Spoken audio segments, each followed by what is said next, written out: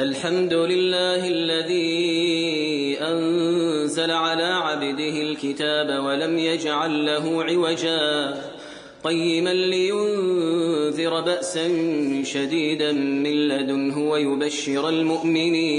ويبشر المؤمنين الذين يعملون الصالحات أن لهم أجرا حسنا ماكثين فيه أبدا